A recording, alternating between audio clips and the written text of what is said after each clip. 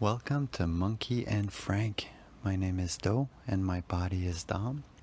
And today it's been 2 days since I did not smoke cannabis, weed. And today it's a little bit easier. Yeah, I'm surprised. I was expecting day 2 to be worse than day 1, but it seems like it's a little bit smoother. I'm guessing that spirituality is working.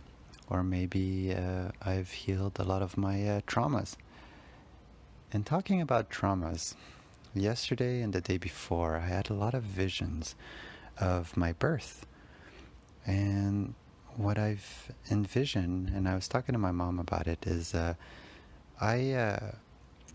when I was born, I had the umbilical cord around my neck, and I came out really purple, not breathing, for that matter. And the visions that I've been receiving in the last few days is of me having a near-death experience as on my birth. And that near-death experience made it so that when I was returned to my body, I didn't want to return. I felt, even as a baby, I did not want to return to this world of suffering, because my birth was traumatic. I've just had the most traumatic birth, and then die, come back, and now I'm stuck in this body who's surrounded by smoke. Back in the day, my parents and everybody in the hospitals used to smoke. My mom smoked throughout the pregnancy, and it was just very traumatic, I'm guessing. And yeah, so in the last few days I've had visions of that, which really brought up the feelings of me hating this body, me hating life, blood, snot, grossness. I've grew up just hating my body. And I never really questioned it because I didn't remember. But as I'm looking at my angst, at my suffering, let's call it, and my anxiety attacks growing up was always of me, like as if my throat was closing and I would choke. That's always been my panic attacks. A lot of people, they have panic attacks and it feels like their heart is going to explode or something, or they're having a heart attack. But for me, it felt like I could not breathe. Like my throat would just close at any moment, and then I would just start choking and not being able to take a breath. Well, that angst stayed inside of me all of my life, and I've always ran away from it. Even back in the day when I would quit cannabis, let's say I've attempted to quit cannabis a few times in my life and was successful for maybe a month, 2 months, maximum I think was 6 months. And I've done that maybe 4 times in my life. And every single time I would always pick up another habit to not look at my body, to not look at my feelings, to run away. One of them was, smoking a lot of cigarettes. So I would quit cannabis, but then I would fucking chain smoke cigarettes over and over again. Or sometimes I would turn to my computer games, or going and walking and just putting on my music and walking and distracting myself 100%, because I never wanted to see that. And now that I'm seeing my little self purple, dying, and the feeling that came with that experience of dying and coming back to this fucked up world of suffering, I can not forgive, but I can understand more why I had to come back, why I had to live this life. I have this destiny where I want to have my heart open and be there for my body fully, so that on the day of my death I will be able to really, really be there for my body and know that I am the awareness and not these thoughts and not this physical. This physical thing belongs to Mother, to the great creator, life, the good and the what is and what is not, the dark and the light, the good and the bad. And I have to admit, and that surprised me as well, is lately I've been listening to a lot of Matt Fraser, the psychic medium, and he's been impressing me. Now, either his videos are super edited to make it seem like he knows what he's talking about, or he knows what he's talking about. And I am a believer. I really believe that he knows what he's talking about, and that's crazy. 2 years ago, I would have judged you 100% if you would have told me that medium or psychics exist, or that heaven exists. That is not something that that I would have even entertained, respected. And I feel like such a hypocrite saying this. I mean, I can see how much of an hypocrite I am. For all of this time, all of my life, 38 years of my life, I was looking for spirituality. I was, and I thought, and I always wanted to go, and that's one thing what's made me realize as well on the vision of yesterday on why I think it's true. All of my life, I wanted to not be here. All of my life I thought of suicide. All of my life I thought, why am I here? Why can't I just...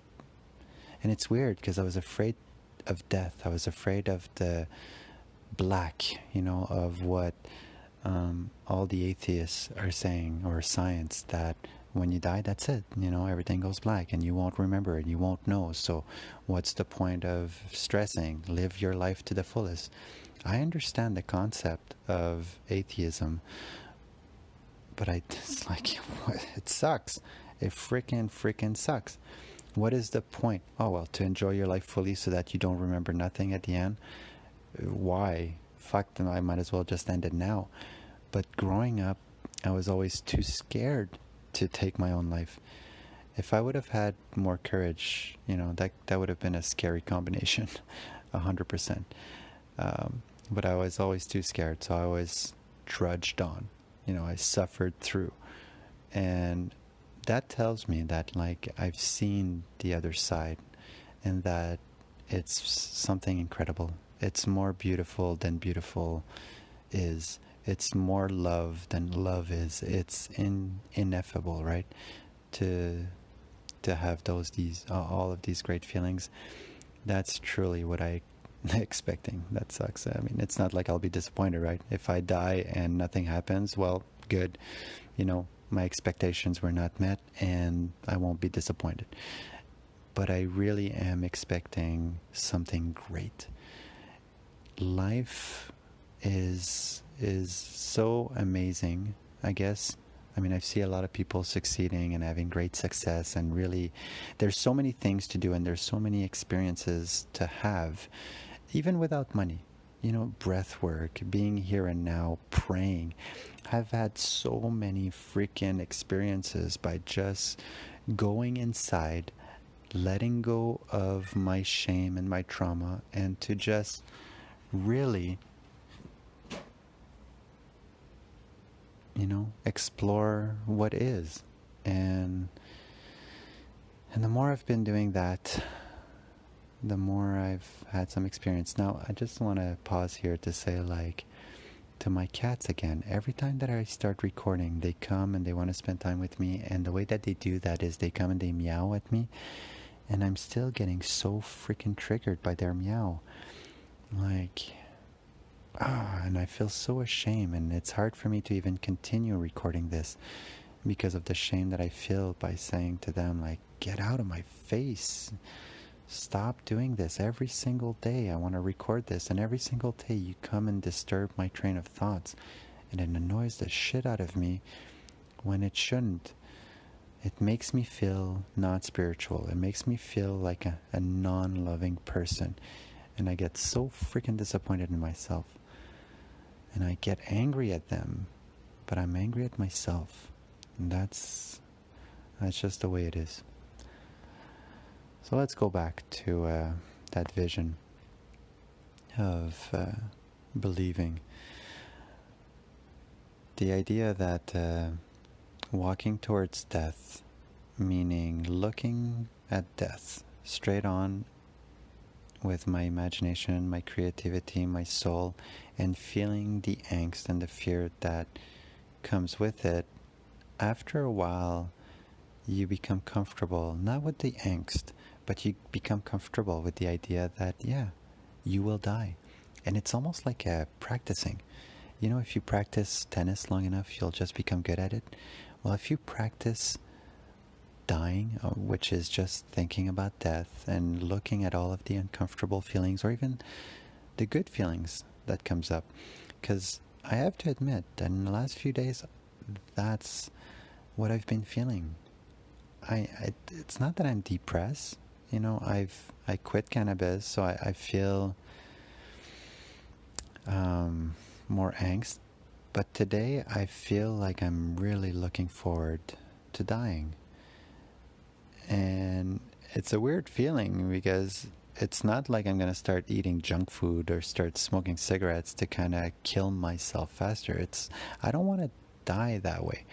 I want to die with honor, you know, when the time is right, when my time is, but I want to continue taking care of this body because spirituality or even my inner feelings, my gut feelings, yeah, let's call it my gut feeling, is telling me that,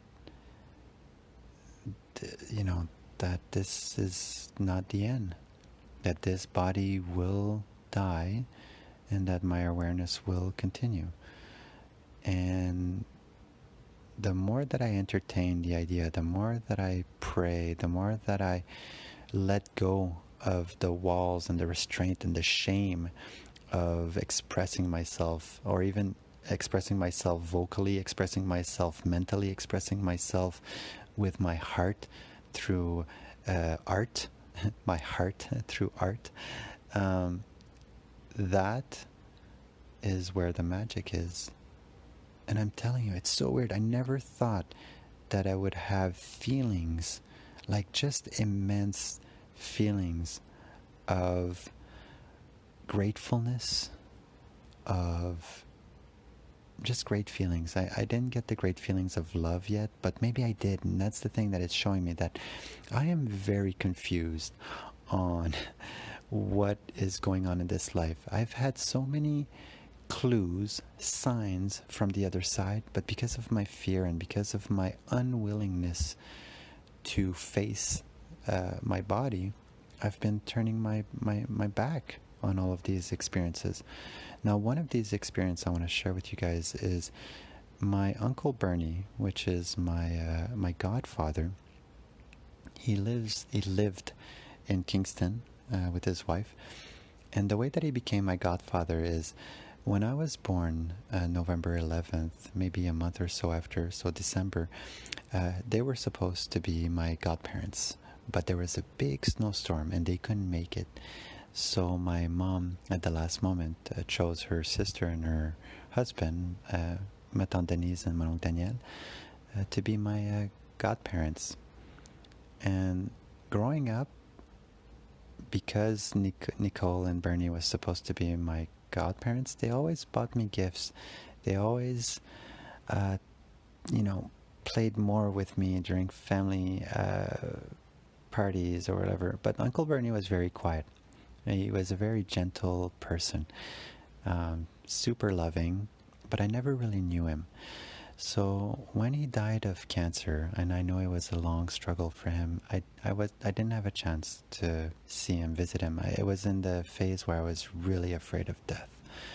My teacher had died, and it had scarred me, and my best friend's dad had died, which again really created a lot of trauma, because the crying that I had done at those funerals were just so much that I kind of became very shameful of crying, very shameful of my emotions, very shameful of the yeah, shame. I had so much shame because I cried.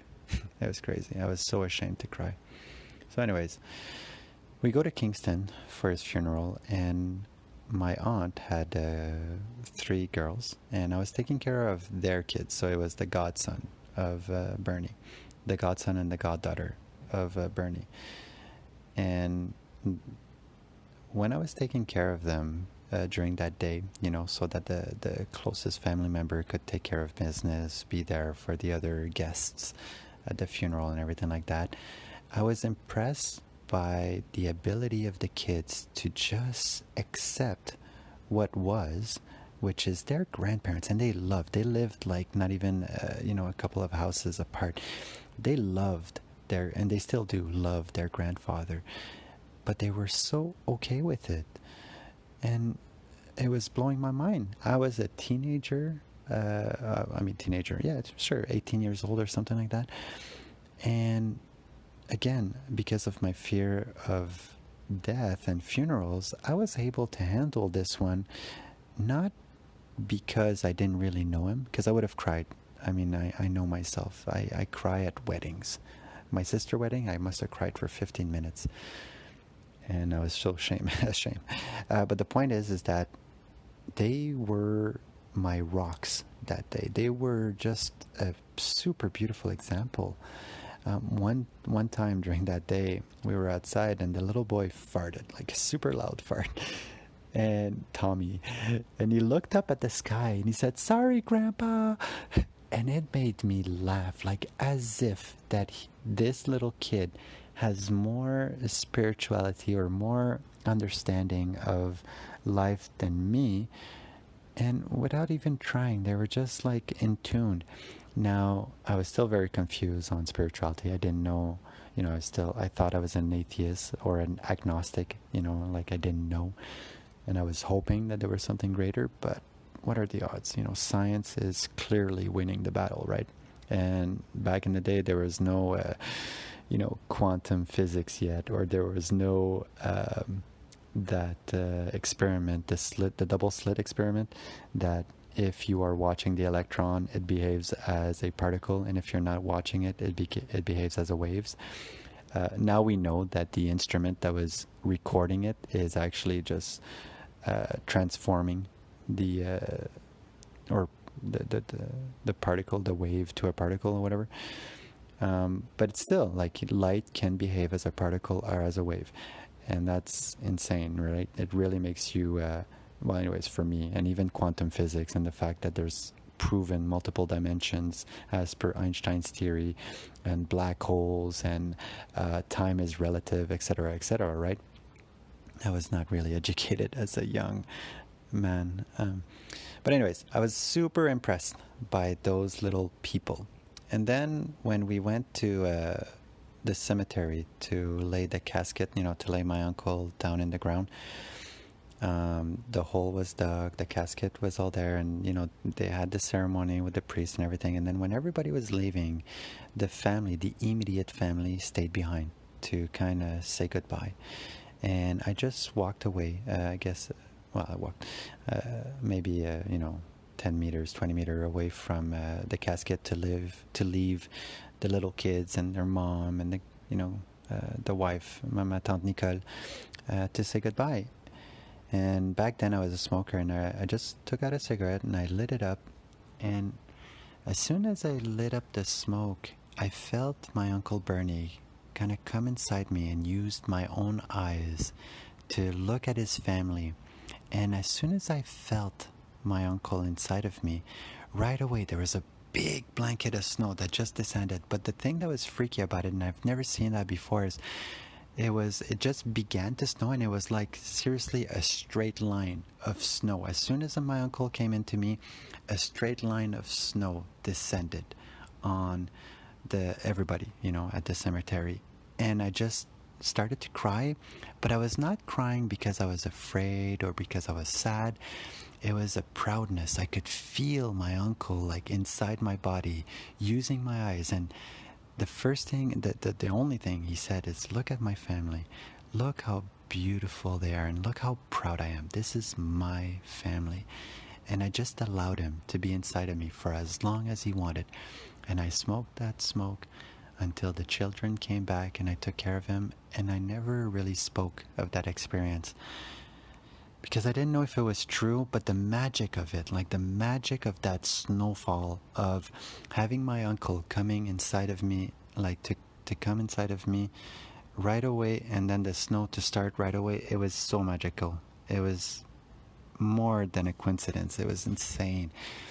And still, because I was not, and because I hated myself, I dismissed it. I dismissed that experience as nothing.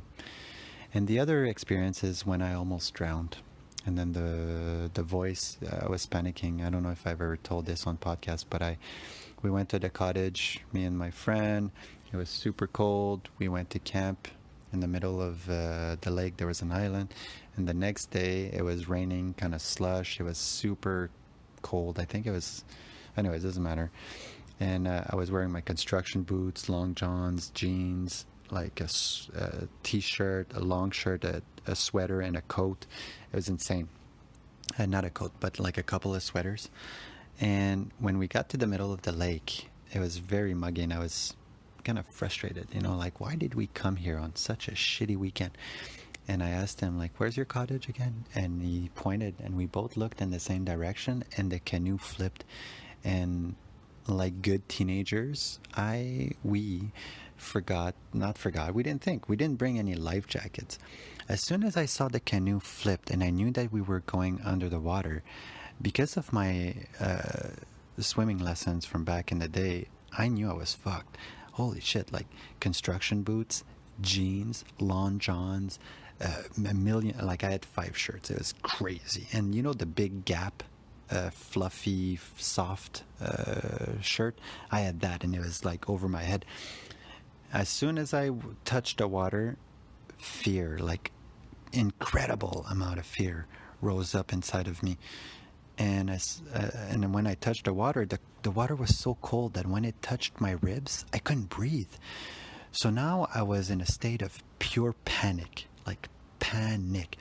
And I remember just kicking the canoe, like the canoe was tipped, so my buddy was on the other side holding on to the part of the canoe that was outside of the water, because I kept kicking the canoe, taking a breath, going under, kicking the canoe, taking a breath, going under, with the utmost fear in my heart. Like, I've never felt so much fear in my life.